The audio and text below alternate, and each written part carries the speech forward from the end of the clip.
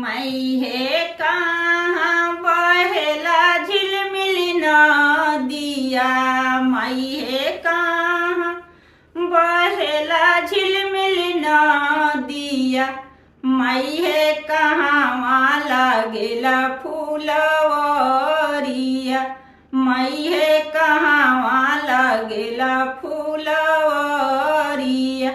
मई है गंगा बहेला झिलमिल नदिया। मई है गंगा बहेला झिलमिल नदिया। मई है अरे राज लागेला फूलवरिया।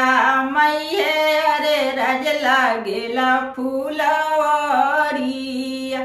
मई है कथिए पहिरी फुलवा लोरबो। मई है कथिए पहिरी फुलवा लोरबो। मई है कथिए पहिरी जलवा भरबो। मई है कथिए पहिरी जलवा भरबो।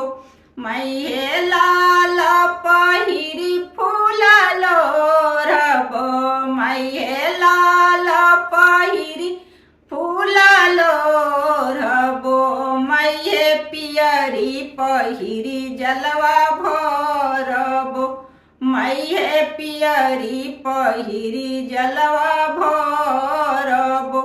मई है केकरा सिरे ढारब जल के सीसिया। मई है केकरा सिरे ढारब जल के सीसिया।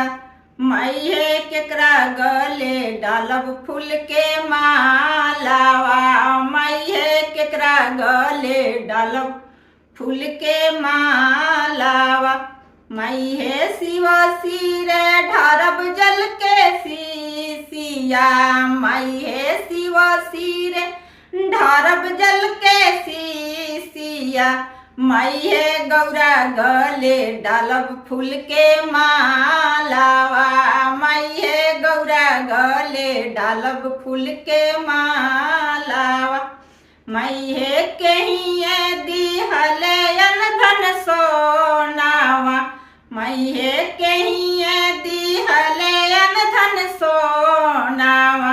मई है कहिए दिहले गोदी में बाला कावा। मई है कहिए दिहले गोदी में बाला कावा। मई है शिवाजी दिहले धन सोनावा। मई है शिवाजी दिहले धन सोनावा। मई है गौरा दिहली गोदी में बाला कावा। मई है गौरा दिहली गोदी में बाला कावा। मई है कहाँ बहेला झिलमिल नदिया। मई है कहाँ बहेला झिलमिल नदिया। मई है कहाँ लागेला फूल के बगिया। मई है कहाँ लागेला फूल के बगिया।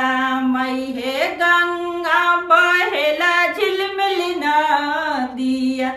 मई है गंगा बहेला झिलमिल नदिया। मई है अरे राज लागेला फूल के बगिया। मई है अरे राज लागेला फूल के बगिया।